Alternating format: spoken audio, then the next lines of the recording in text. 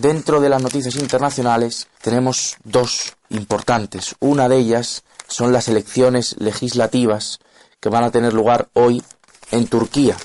Y otra noticia internacional es que Rusia y Egipto dudan de que el avión estrellado en la península del Sinaí ayer, un avión ruso con 224 personas que han muerto, dudan que ese accidente haya sido provocado por el Estado Islámico, que es lo que lo ha reivindicado el Estado Islámico. Bueno, pues nos vamos a centrar en la primera de las dos noticias, que son las elecciones legislativas en Turquía. Se celebran hoy. La importancia que Turquía está tomando para todo el mundo internacional es muy grande, porque está, como nuestros oyentes saben, en una situación estratégica, sí, al lado de Siria, y los acontecimientos en la guerra de Siria le colocan en el foco de los acontecimientos. Dice el diario El País en su página 2 en Internacional: Turquía decide el futuro de Erdogan, marcada por las crisis siria y kurda.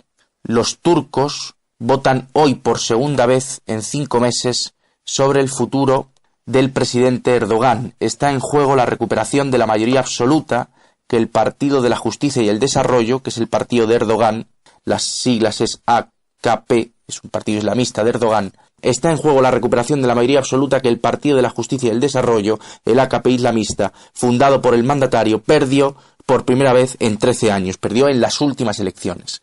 Y está en juego la reforma constitucional para implantar un régimen presidencialista a su medida. Están en juego, dice el diario, las dos cosas en estas elecciones legislativas. Turquía sigue siendo ahora una sociedad extremadamente polarizada entre partidarios y detractores de Erdogan, pero ya no es la misma que la del pasado 7 de junio. En estas elecciones legislativas no se presenta directamente Erdogan, sino que se presenta un jefe de lista, que fue su ministro de Asuntos Exteriores, Davutoglu se llama, y que se juega, dice, en el puesto que, en fin, si no consigue un buen resultado, el partido le puede destituir. Y el segundo partido es el partido que fue fundado en 1923 por Atatürk, es el Partido Republicano del Pueblo, CHP, son las siglas. Y lo que dice el diario es que la clase empresarial turca y los diplomáticos occidentales ven con buenos ojos una coalición, un consenso entre el partido islamista de Erdogan y el Partido Republicano del Pueblo, que es un partido el que fue fundado por Atatürk, pero que hoy día es un partido socialdemócrata, según dice el diario. Yo quería tratar esta noticia, don Antonio, porque me parece un tema interesante. Sí, antes de decir que hay una revalidar, un acuerdo, dice consenso, ¿no? O consenso has dicho, ¿no? Yo he dicho consenso, pero no es una palabra que usen ellos. Ellos dicen, la clase empresarial turca y los diplomáticos occidentales ven ahora con buenos ojos una eventual gran coalición. Dicen. ¿El consenso lo has introducido tú? Eso lo he dicho yo. Es que está mal empleado. Porque la diferencia entre el pacto de coalición y el consenso es que en el consenso todos piensan en una sola, significa unanimidad. Es decir, en realidad no se pacta, es que se refleja en un documento que todos piensan igual, que es el consenso. En cambio, coalición no. En la coalición cada uno conserva su personalidad. Sí. Por eso he corregido el empleo mal de la palabra consenso. Bien, pero seguimos. También me parece importante destacar que en Turquía rige el sistema proporcional, sí, y con una variación, y es que es necesario que un partido político obtenga más de un 10% de los votos para que consiga entrar dentro del Parlamento. Y cuenta el diario El País que el Partido Nacionalista Kurdo consiguió entrar en las anteriores elecciones dentro del Parlamento porque obtuvo un 13% de los diputados. Es un partido minoritario que defiende a la minoría kurda y que está en un punto que está cerca de ese 10%. Es verdad. Con esto puedo empezar ya, ¿no? Sí. A comentar. Bien.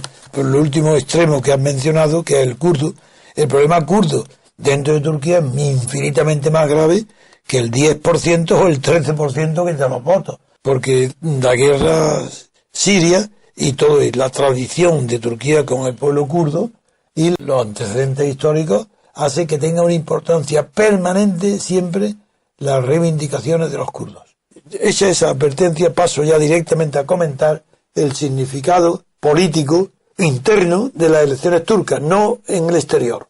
porque Turquía está hoy en una zona donde está llena de compromisos, pues con Egipto por un lado, por otro lado con Siria, con Estados Unidos, con Rusia, con el oleoducto. Es una zona complicadísima, pero voy a hablar por ello de su sistema constitucional. Yo distingo en mis libros, en mis publicaciones, entre el sistema presidencialista, porque es un sistema, y un régimen presidencial.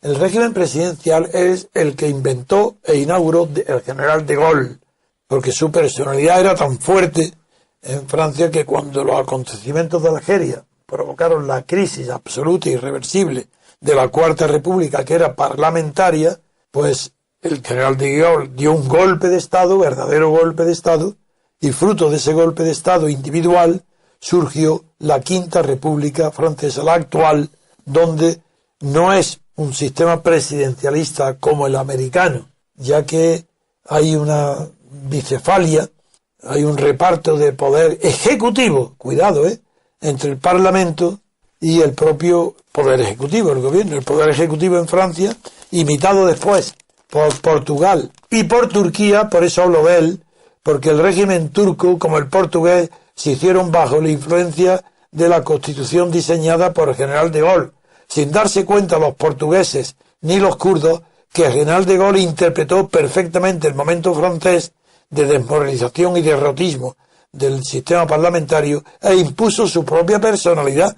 Quiero decir que si de Gaulle hubiera ido a ser portugués tal como era, pues hubiera estado muy bien su constitución presidencial, y a Turquía lo mismo. Pero sin de Gaulle, la constitución francesa navega, fracasa, y no digamos la turca y la portuguesa, que están inspiradas en el modelo de Gaulle. Pero sin de Gaulle eso no sirve.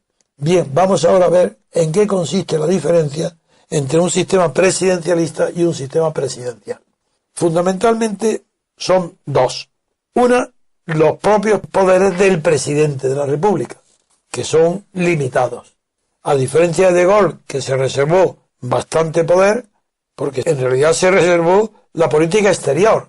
Pero sin embargo, sí que de Gaulle introdujo una novedad malévola, porque él no conocía bien lo que significaba ni el sistema anglosajón del Reino Unido, porque él conocía un poco, no muy bien, porque era muy inteligente y escribía muy bien, sobre todo le gustaba mucho la historia, pero no conoció bien lo que significaba uno de sus ídolos, que era Benjamin Constant. Lo leyó, pero no lo comprendía. No comprendía que cuando hablaba de la monarquía y de la responsabilidad de los ministros para ser irresponsable al monarca, estaba hablando, sí, de un modelo de monarquía, pero no de la Francia que el general de Gaulle tenía, porque Benjamin Constant escribió esas obras bajo el directorio anterior al triunfo de Napoleón. Como era el amante de Madame de Staël, y Madame de Staël odiaba a Napoleón, pues claro, pero fue Madame de Staël la que introdujo a Benjamin Constant en las esferas intelectuales de influencia en París. Pero él, su padre, que era muy adinerado, envió a Benjamin Constant a estudiar desde joven en la Universidad de la Ilustración escocesa, Edimburgo. No estudió la Ilustración francesa, aunque era un hombre muy culto y muy inteligente, pero su idea de la libertad era mucho más de acuerdo con lo que hoy entiende por libertad en el Reino Unido y en Escocia, que está muy lejano del doctrinarismo francés, del laissez-faire, laissez-passer, dejar hacer, no, en la Ilustración escocesa, la de Adam Smith, la de Ferguson, la de Milley, estos es una libertad que interviene, no mucho, pero que interviene en las cuestiones sociales. Y por eso en Inglaterra y en el Reino Unido la tradición histórica no permitió la creación ni la introducción fuerte de partidos marxistas, y el laboralismo inglés adquirió un tono de unión de sindicatos más que de partidos de clase. En fin, con esta explicación quiero decir que de Gaulle se reservó la política internacional porque su orgullo le impedía que la Cuarta República Francesa inclinara de rodillas delante del poder de Estados Unidos. Segundo, porque Francia había sido derrotada por los franceses.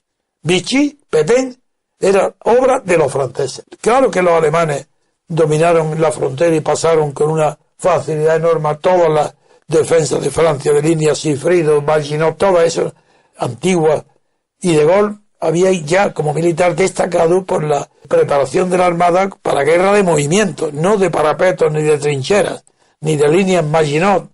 Entonces de Gaulle tuvo el orgullo que le imprimió al pueblo francés de no aceptar la derrota militar como algo definitivo y irse a Londres y desde allí con la radio, con un micrófono, como estoy haciendo yo, aunque no me comparo con él, porque él era militar y yo soy un pensador político y un hombre de acción política dentro de la sociedad española, de la sociedad civil. No estoy integrado en el Estado, ni soy funcionario, ni dependo para nada del Estado. Pues bien, de Gaulle no pudo imitar el sistema presidencialista de Estados Unidos, porque entre otras cosas era su rival. Y él pensaba que iba a hacer algo mejor que Estados Unidos, que era reservarse él la política exterior y dejar lo demás a los partidos, lo que llamó cuestiones de intendencia. De Gaulle a la economía, lo que hoy se habla tanto, Rajoy, la economía, para De Gaulle eso eran cuestiones de intendencia, de segunda fila, porque tenía un pensamiento militar. Y la intendencia es lo que va detrás de las vanguardias y del ejército para, claro, abastecerlo y sus necesidades de conquista.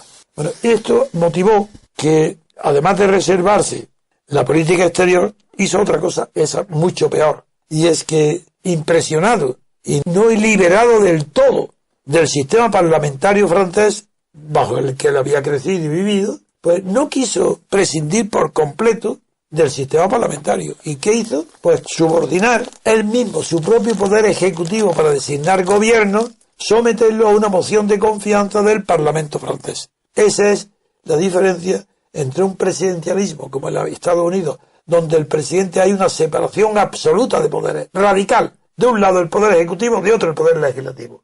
Sin mezcla, ni exigiendo, ni mociones de censura, ni de confianza en el legislativo con relación al ejecutivo. Y eso fue el error de Gaulle, que por no ser como los americanos, queriendo ser original, metió la pata de verdad, porque él no era constitucionalista, no tenía formación filosófica política para haberse dado cuenta que desde el momento en que introducía la moción de confianza, el poder ejecutivo que él nombraba y la asamblea que tenía que darle su confianza, rompía la separación de poderes, ya la suprimía. Bien, pues a esto se llama, yo le llamo sistema presidencial para distinguirlo del presidencialismo. Pero ahora a lo que vamos. En Turquía, como ha sido inspirado por De Gaulle, existe la anomalía que no existe en Francia, por eso no está copiado del francés, aunque la influencia francesa es muy grande en la adopción del sistema de designar el presidente por votación popular.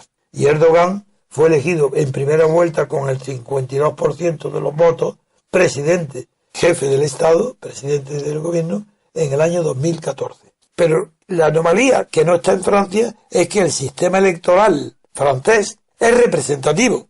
Es decir, se eligen diputados por distrito, diputados uninominales. Se elige a un diputado, jamás una lista de partidos. Entonces está en consonancia la elección de los diputados como representantes de cada distrito y la reunión de todos ellos en una asamblea nacional, representantes de la nación, y de otro lado, la elección directa por sufragio del jefe del Estado, en el caso francés de Gaulle, que no representa, porque esa función la tienen exclusivamente los diputados de distrito, pero que es representativo de la sociedad francesa y que representa a Francia solamente en el exterior. En el interior, un presidente, Obama, no representa interiormente a Estados Unidos, pero tiene la representación de Estados Unidos entre una de las funciones del cargo de presidente, porque el poder del presidente no lo definen los ciudadanos que lo eligen, lo define la Constitución, que dice qué poderes tiene que tener el presidente. El cargo de presidente lleva enumerado o definido los poderes del presidente. Por eso no representa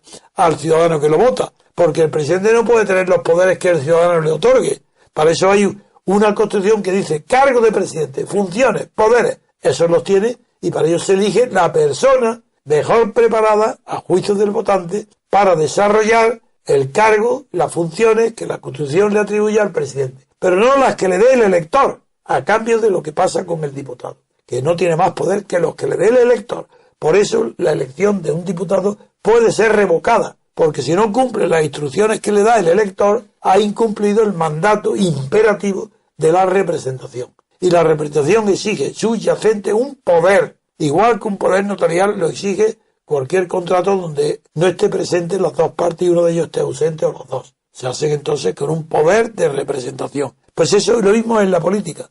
Y en Francia se cumple el sistema electoral representativo a la perfección, perfectamente, porque es una elección del diputado a doble vuelta, exigiendo siempre mayoría absoluta. Es la representación, a diferencia de lo que pasa en el Reino Unido, que por elegir los diputados de distrito también, eso está muy bien, uninominales, pero a exigir que sean elegidos en primera vuelta nada más, sin segunda, se puede tener mayoría simple y no mayoría absoluta, lo cual provoca que en el Reino Unido se produzca en la elección de los diputados la paradoja de Arrow, que esa representación nunca puede ser democrática y no lo voy a explicar ahora.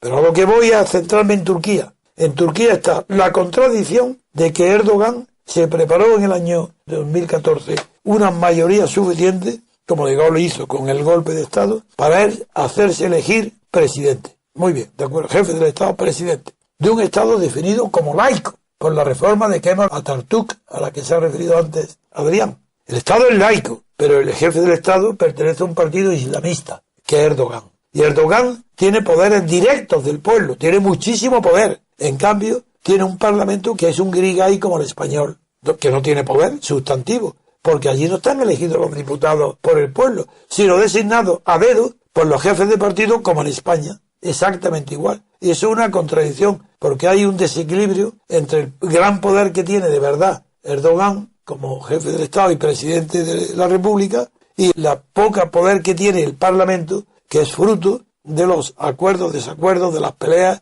y de las rivalidades entre los partidos, como en España, y como en Italia, y como en Alemania, y como en Grecia. Bien, con eso creo que he terminado de definir las diferencias entre el sistema presidencialista, Estados Unidos, y los sistemas inspirados en el sistema o régimen presidencial que inaugura De Gaulle y que luego ha sido mal copiado también por Portugal y por Turquía.